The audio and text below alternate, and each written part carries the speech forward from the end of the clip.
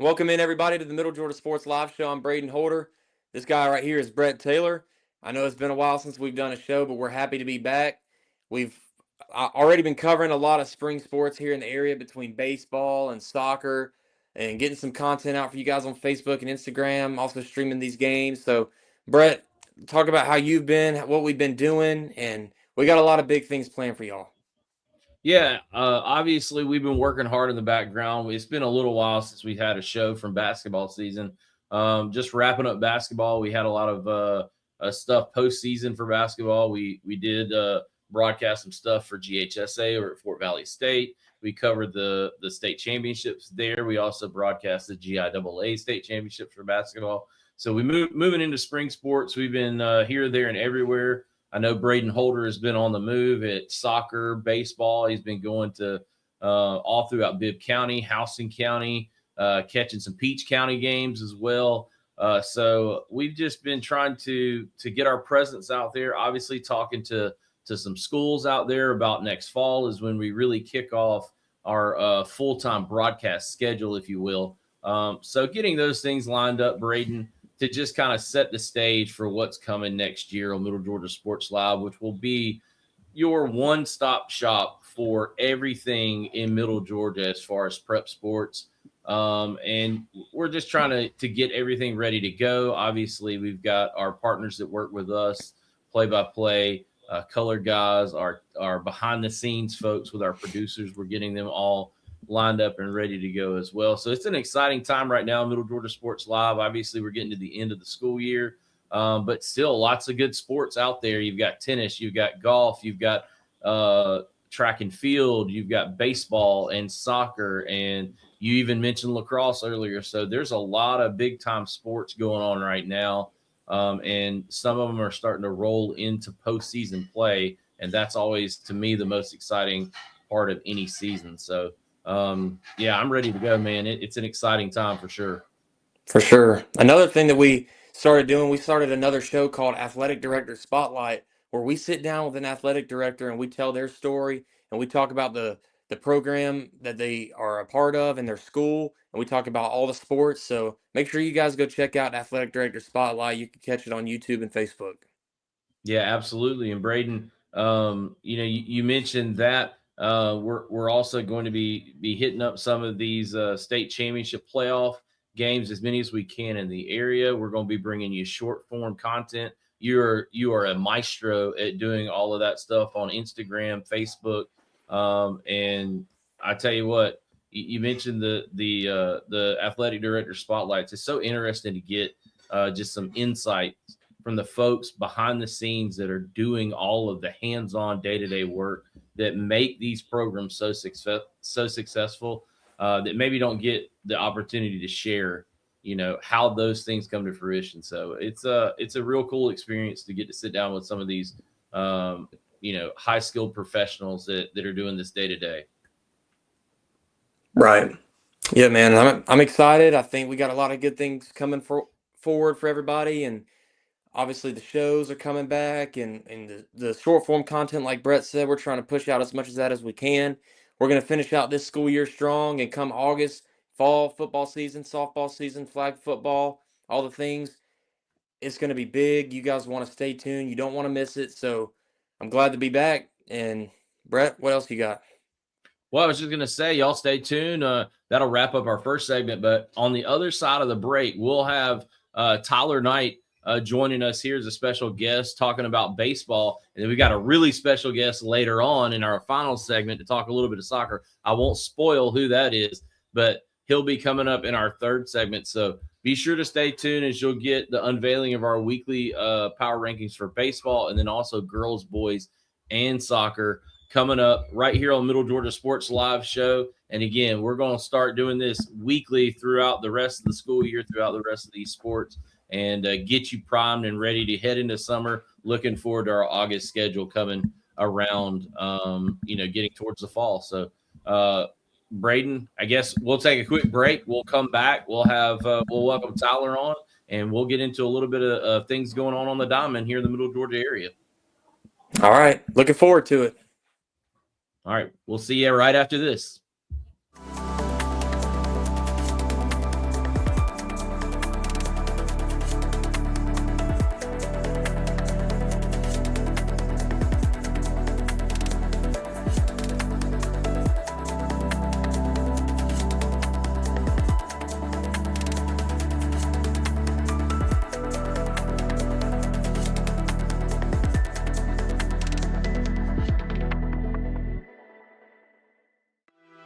Welcome back into the Middle Georgia Sports Live Show. Brett Taylor here, joined by Braden Holder. And Braden, we're going to bring on a special guest here to kind of kickstart our talks about the baseball in the Middle Georgia area. I'd like to welcome in one of our analysts and one of our play-by-play guys, Mr. Tyler Knight, to talk to us all about Middle Georgia baseball here in the local area. So, Tyler, welcome. Thanks for joining us here today. And we thought we'd bring you on and unveil our I guess this would be our third power rankings for baseball so far this year, our what will be our April 20th unveiling. And we'll go through and talk a little bit about them, and then we'll get your thoughts on what you see here in the local area as far as baseball goes. Who are the teams to kind of watch out for as we head towards the back end of the region schedule, and then also obviously we'll be heading into state playoffs here shortly. So we'll take a quick look here at the rankings, and we'll go through those momentarily. So at 1, you have a very steady team that has been there all year long, FPD at 22-1. You've got Houston County at 22-7 at number 2. At number 3, you have Stratford. They are 16-4. Peach County comes in at 4 and 26-3. And Ace has climbed our power rankings into the 5 slot at 21-7. Veterans at 14-14. That's kind of deceiving considering how well they played against some big opponents. You've got number 7, Tatnall Square at 10-8. Perry at 13-15. They did make the playoffs, I think, officially this past week, beating Warner Robins in some key matchups. You got Westfield at 9 at 13-11. And then Northside finishing for the first time in a long time at 500 at 15-15. They're 10 in our power rankings. So Tyler, we'll take as we take a look at that, tell us a little bit about your thoughts on the power rankings and just what you've seen so far here in the Middle Georgia area. A big thing to remember is these rankings are not exactly head to head. It's about how we think that they're going to perform in their region and their playoffs and their state championship run and all of that good stuff. And so FPD is currently ranked number 1 by Max Preps. So it's pretty hard to bet anybody against them. And they're a really hard team to beat right now. The same kind of goes with Hoco. They're a team that's known for winning. And they're back winning again this year. They got a bunch of younger guys filling in some spots, which you don't really see with Houston County a whole lot. But they're still finding out ways to get it done. Stratford can really swing it. We saw them against FPD put up multiple home runs. Peach is a team that really competes with everybody in that 3A category. Ace is another really good ball club, especially in that I think they're 2A is what they are. They play teams like Bleckley County, and they always put up a really good fight. Yeah, they're single A. Single A, that's what it is. Veterans is like you already said. The record's a little bit deceiving. They can put up a really good fight some days, and it's really hard to beat them when they're all working together. Tatnall Square's got a really good player in Wyatt Still, and he's a big game changer for him. Perry, not the year they wanted. They started off really well, and then they slowed down for a little bit. But like you said, they won that big matchup at the end of the year to get them into the playoffs. Westfield, not a team that I'm super familiar with personally, but I know we cover them. Not a team that I'm personally familiar with. And as you said, Northside, first time finishing 500, and in a while, first time getting some region wins, and I think about 6 years. They're headed in a really good direction. Just it wasn't enough this year to get them anywhere higher. Yeah, I mean, you spoke about Northside. I actually talked to their head coach this weekend, and he was pretty happy about the way the season went. But yeah, obviously, as a coach, would want to have a chance in the playoffs, and that didn't happen. But if you're talking about programs that are trending in the right direction, I think Northside's starting to take some steps there. You love what you see over there on the north side of town and here in Warner Robins. But one team that I'd like to talk about a little bit is, well, really the top 2 at the top of the rankings. You got FPD, and it always seems like when they drop behind, it almost seems like you're going to have an inevitable run at some point in the ball game. We've seen that multiple times this year for them. And then Houston County, even though they've lost and dropped some games that we're not used to we're not used to seeing a 7 number in their loss category. But I tell you what, if they're playing a series, they normally don't lose more than one game against an opponent, and that, to me, that speaks a lot to maybe how successful they can be in a playoff type scenario where you've got to beat them 2 out of 3. That's going to be a difficult task for anybody who plays them. I totally agree. And I think the thing that put FPD over just in this specific power ranking, if they sweep, I think it's this week that'll clinch them first place in their region. And if Max Preps is ranking them 1 overall in the state of Georgia, not just private schools, but every school in Georgia, it's pretty hard to say that anybody really has a chance against them. Like you said, they can make a run deep in the game. If any school wants a chance at putting away FPD, they're going to have to score about 25 throughout the whole entire game because FPD is bound to score about 8 runs in the last 2 to 3 innings. Hoko, like you said, we're not used to seeing a 7 in that loss column. But still, like when it came to region and it came to these teams that are really, really competitive, even those losses were really hard fought losses.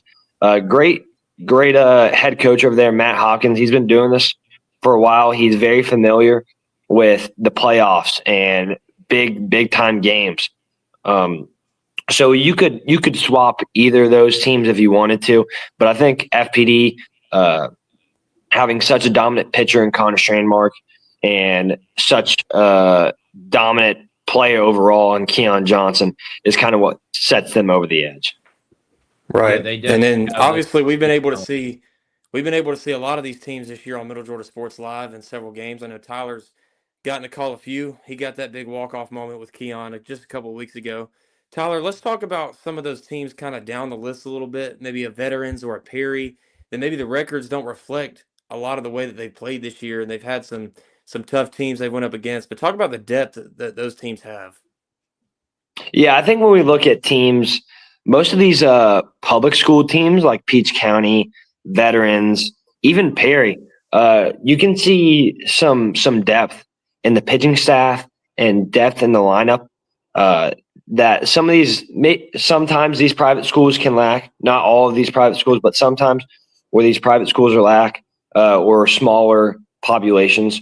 So it's not surprising to see a game 3 guy from one of these public school teams end up surprising you and going 6 innings, or seeing the 9-hole go 4 for 4.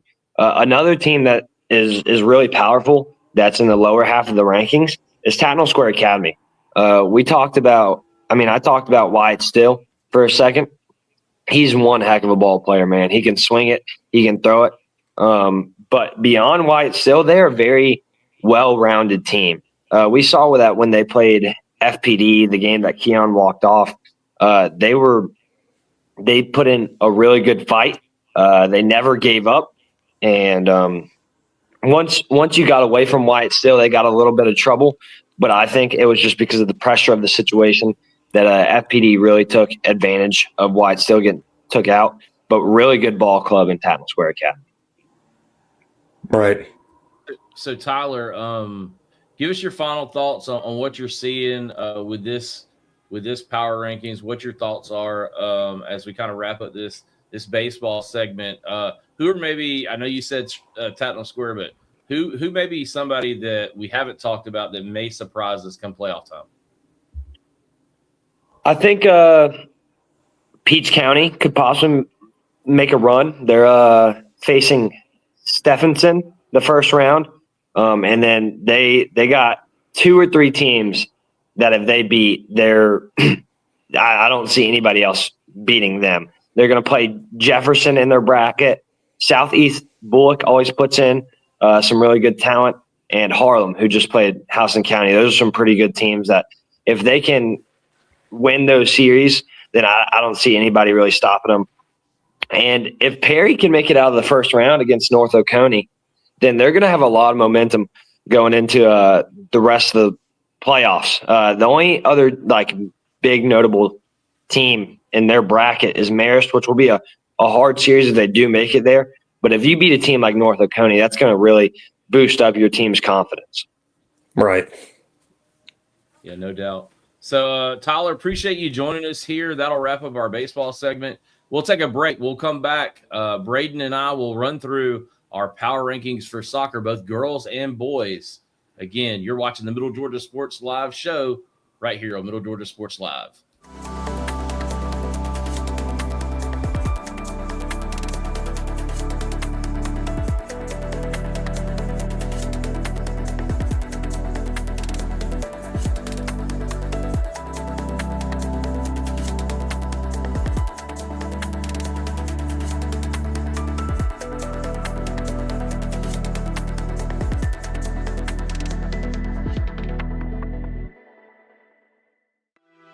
Welcome back in, everybody, to the Middle Georgia Sports Live Show. Braden Horter, Brett Taylor, here bringing you the best sports coverage around in the Middle Georgia area. What we're going to do now is talk about soccer. Soccer is a sport, obviously, that's grown in popularity over the Middle Georgia area the past few years. We got a lot of talent here. We're going to go over girls and boys power rankings. We're going to bring in our soccer analyst, Kyle Tucker, and we're going to dissect this all together.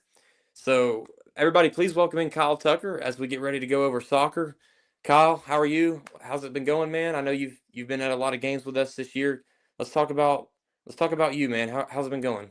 It's been going good, Braden. Good to be in here with you. Just glad to talk some soccer. Yeah, we were just at the Stratford FPD games the other night, and man, what an awesome matchup those two were. So I'm excited to get in here with y'all and break down some of this soccer coverage.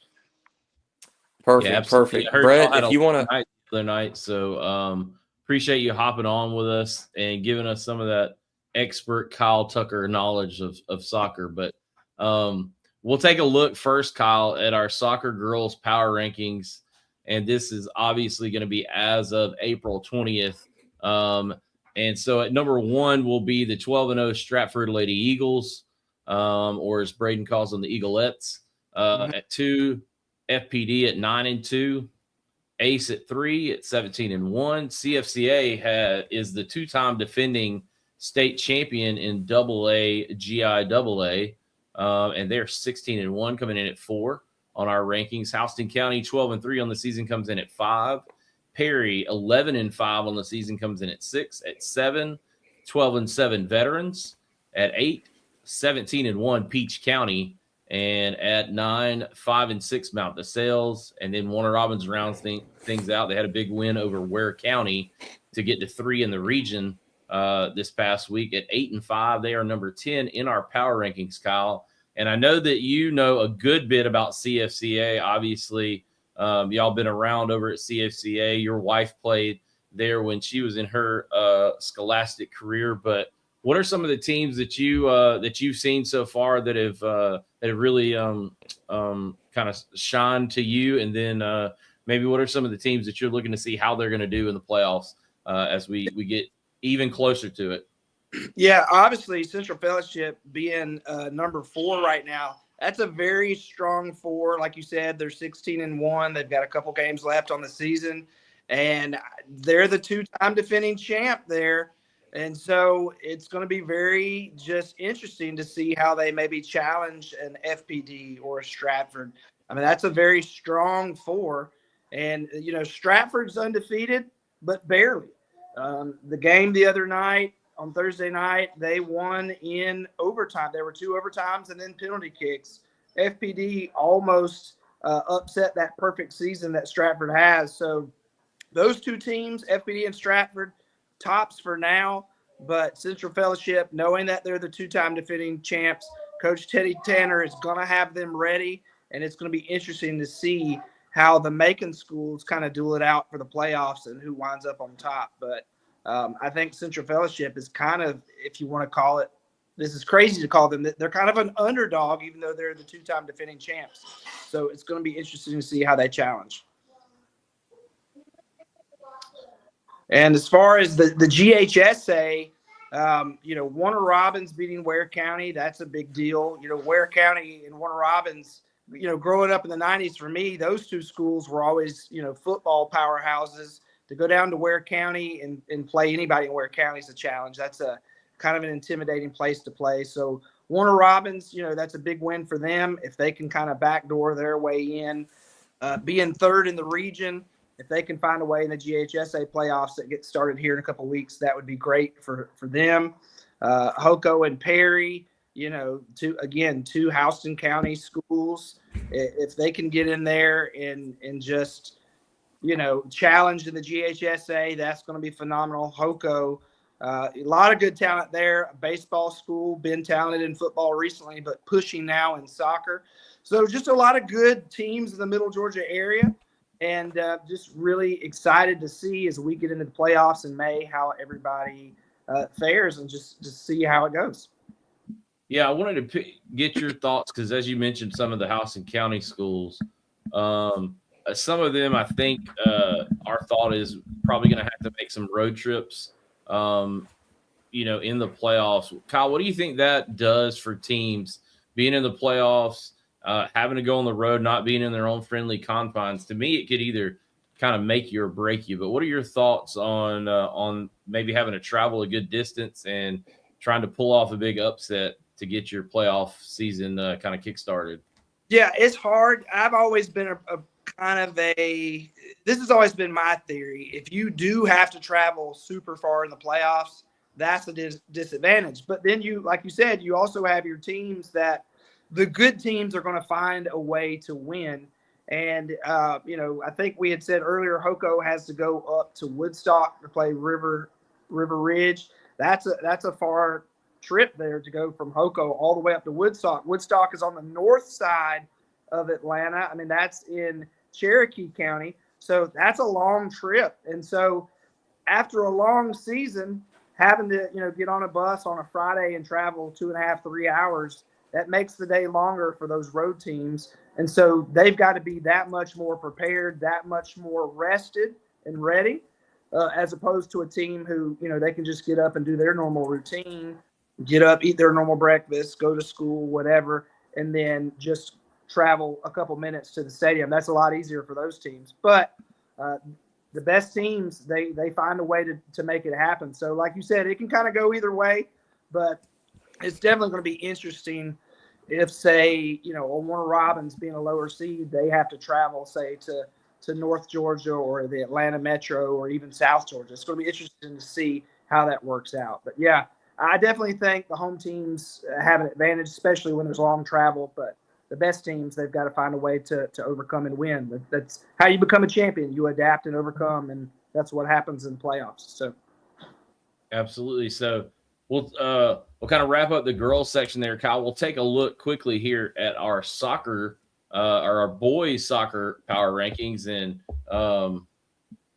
I did want to make mention, though, while we were on the girls, Houston County, the girls obviously winning the region championship again, number one in the region. The way this works is if you're 1 or 2 in the region, you get to host, and the other 2 have to travel. But Houston County actually gets to host Creekview, so it'll be a little rematch of the football state playoff that we got to cover just a few months ago, back in November. So, and then Warner Robins, obviously being number 3, will have to travel. Right. And so here's our boys power rankings.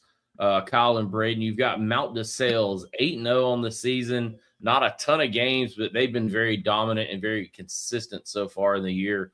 Number 2 is the veteran Warhawks, 14-4 on the season. Stratford, who y'all saw and had a good night the other night against FPD, they're at 10-4. Houston County, 11-5, and they're at number 4 in our power rankings. Perry is going to be a sneaky team for people to navigate. They're at 10-8, and number 5, Ace. Seems like Ace is that program. No matter what sport, they're always right there with a very good record. They run an outstanding athletic program over there.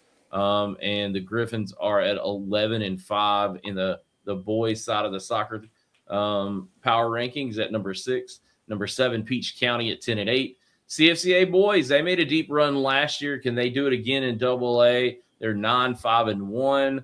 They had some tough times against some of the big boys in Macon, but I think against some of the teams in their classification, they've been quite strong. And then Tatnall coming in at number 9 at 4-5, and then FPD rounds out the top 10 at 3-7-1. Again, big loss last week to Stratford, and FPD predominantly or normally has a very strong and predominantly powerful soccer program, maybe a little bit down compared to past years. Obviously, their girls team very good, but Kyle, thoughts on the power rankings here on the boys side of things?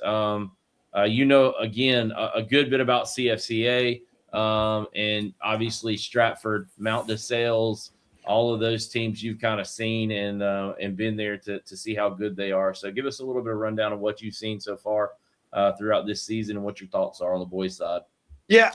So Perry and Houston County played each other earlier in the year, and Houston County, this is back in February, Houston County actually beat Perry 3-0. So to see those two teams kind of ranked there towards the middle, if somehow, I don't know how the bracket will play out, but if those two were to play each other again, that would be a great middle Georgia playoff matchup. But Hoco so far has beaten them. Veterans, they're in the rankings as you showed there. At Houston County lost to Veterans 2-1 in overtime. So yeah, we've got Veterans at number 2 there, Hoco at number 4.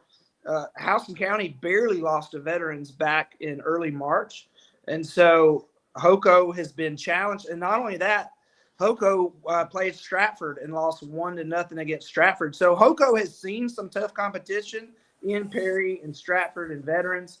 And they haven't really gotten outmanned in any of those games. I mean, they lost, but it's not like they lost by a lot. So I think Houston County as a 4 seed is kind of like Central Fellowship girls. They're kind of sneaky as a 4 seed.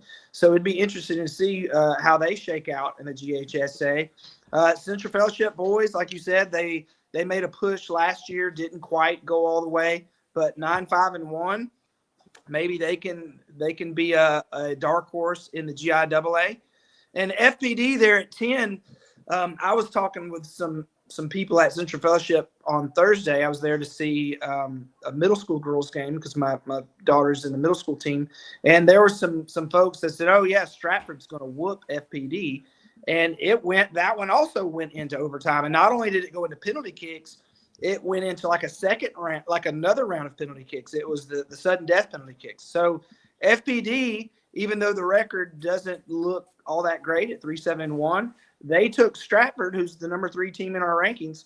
They took them the distance and then some. So this is a strong power ranking, and FPD being number 10 and just challenging Stratford the way they did this week. They're a sneaky, pesky type team that could maybe cause some trouble for somebody in the playoffs as well. So this is just a great group of teams here, and they've all got a shot to either upset or maybe go all the way. And so I'll be excited to see how they do. And then Peach County there, of course. Peach County is always, in football, we talk about Peach County trying to upset some of the Houston County teams. That's always kind of a rivalry. And so I think Peach County being good in soccer this year, they're going to look to upset somebody. That's always a good athletic program, whether it's football, baseball, soccer. So I know Peach County, they're going to be trying to cause some havoc in the playoffs. So I just can't wait to see how it shakes out.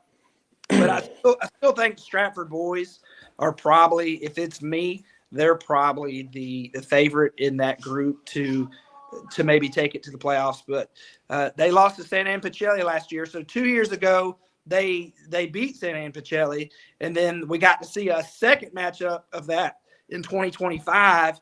And Santa Ana Pacelli got the revenge. I would love, how in boxing matches, sometimes you see those 3 fights over the years. I would love to see a third matchup between Stratford and Santa Ana Pacelli and to see if, who would come out on top if we had a third matchup. So it'll be interesting to see, but I'm excited about the playoff soccer we have coming up. Yeah, All right. for sure. And Central Fellowship was already showing signs, Kyle, of upsetting people. They just upset Under the Lights the other night at their place. They upset Trinity and PKs. So There you they're go. already showing signs of upsetting people and trying to make that run like they did last year. So Yeah, and those Dublin folks, man, they're some very dedicated fans. For some of the basketball coverage that we've done over the years, those Dublin folks from Trinity Christian, they show up. So for them to be upset, I know they probably weren't happy with that. But It's going to be interesting. We're talking about Stratford. They got to play Westminster School of Augusta, which we know they've been pretty dominant over the years. So that's going to be an interesting kind of end of the season matchup there. But a lot of good soccer has happened, and we got a lot of good soccer coming up. Yeah, lots of good soccer in Middle Georgia. He's Kyle Tucker. We thank him for joining us here. Kyle, appreciate it. We'll have you on again next week as we move to the end of the year for GIAA, and obviously we'll have the state playoffs for GHSA as that's kind of been set and we'll be getting kicked off. But appreciate you joining us, Kyle. We'll say goodbye to Kyle Tucker and Braden. That'll wrap us up here for our weekly show here on April 20th, 2026. Final thoughts on kind of some of the stuff we went over. It's an exciting time of year. You're getting towards the end of the school year. Obviously, baseball, soccer. You've got track. You've got tennis. You've got a lot of sports closing out and finishing strong here at the end of the year. What's some of your main takeaways from the show tonight and what we can look forward to here in the next couple of weeks? Yeah, so I'm obviously excited to lead into playoffs. We're going to try to cover as much as we can on Middle Georgia Sports Live, whether that's live on Facebook and YouTube. Make sure to follow us there, or whether that's short form stuff on Instagram, Facebook, Reels, posts. We're going to try to be at as many games as we can and bring you guys all the coverage that we can. Obviously, this is the best time of the year as everything's wrapping up. We got playoffs going on in all these different sports. And so as baseball and soccer keep ramping up, we're going to try to be there. And I think we've got a lot of good teams here that we expect to see going far, but we also have a lot of teams here that are maybe sleeper teams that may or may not go far, but hopefully they will, and we'll be here to see them. Yeah, absolutely. I think there's some diamonds in the rough that y'all mentioned. Both Kyle and Tyler talked about. So it'll be interesting to see what happens. He's Braden Holder. I'm Brett Taylor. If you see Braden out at games, you go up and say hey to him. He may snap your picture or get you in one of the good shots of a highlight at a game. But don't be shy. You'll see him at he's like a ghost. He pops up everywhere. So be sure to say hey to him. But thank you for joining us here tonight. We'll see you next week right here on the Middle Georgia Sports Live Show.